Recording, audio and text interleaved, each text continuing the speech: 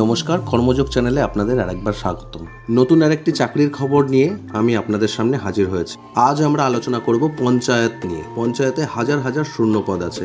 কিভাবে কারা আবেদন করবেন, কত বেতন, কোন শিক্ষাগত যোগ্যতায় আপনি আবেদন করতে পারবেন, আজকে সম্পূর্ণ ভিডিওটি থাকবে সেটার ওপর। তাহলে চলুন ভিডিওটি শুরু করা যাক। ইতিমধ্যেই প্রকাশ্যে এসেছে একটি বিজ্ঞপ্তি অনুযায়ী গ্রাম পঞ্চায়েত দপ্তরে মোট 6,652টি শূন্যপদ আছে, যার আবেদন ইতিমধ্যেই শুরু হয়ে গেছে অনলাইনে।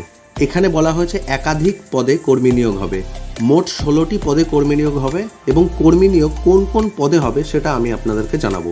প্রথম, এক্সিকিউটিভ অ্যাসিস্ট্যান্ট, গ্রাম পঞ্চায়েত কর্মী, নির্মাণ সহায়ক, secretary accounts clerk cum typist, data entry operator, panchayat সমিতি পিয়ন, lower division assistant, stenographer, additional accountant, district information analyst, sub assistant engineer, computer assistant, পরিষদ public health officer, system manager. এই সব পদগুলি কোন কোন জেলায় কতটা করে ভ্যাকেন্সি আছে সেটাও আমি আপনাদেরকে আজকে এই ভিডিওর মাধ্যমে বলবো।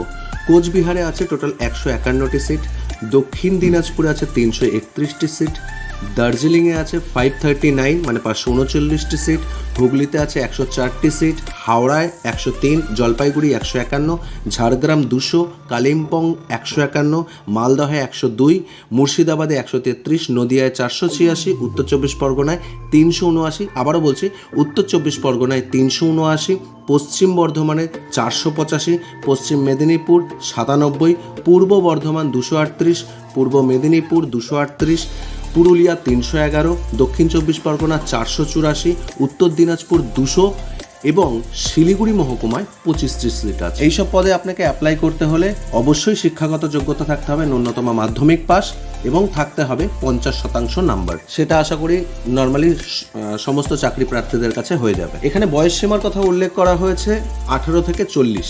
এখানে আবেদন করতে গেলে আপনাকে সর্বপ্রথম অফিসিয়াল ওয়েবসাইট লিঙ্কে গিয়ে সেখানে গিয়ে আপনাকে রেজিস্ট্রেশন করে নিতে হবে এবং রেজিস্ট্রেশন করার পর আপনার সমস্ত ডকুমেন্ট এবং তথ্য দিয়ে সেখানে আপনার আপলোড ফটো করে আপলোড সিগনেচার করে সেখানে রেখে দিতে হবে।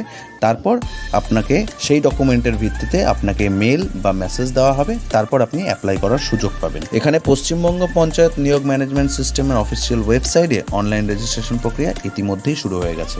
শীঘ্রই আপনিও রেজিস্ট্রেশন করে ফেলুন। আর এই ধরনের চাকরির খবর পেতে আপনি আমাদের চ্যানেলটিকে সাবস্ক্রাইব করুন এবং ভিডিওটি ভালো লাগলে বন্ধুদের সাথে শেয়ার করুন, লাইক করুন। আর এই ভিডিও সম্পর্কে যদি কোনো তথ্যের প্রয়োজন হয় তাহলে অবশ্যই কমেন্ট করে আমাকে জানাবেন। ততক্ষণের জন্য টাটা, বাই বাই।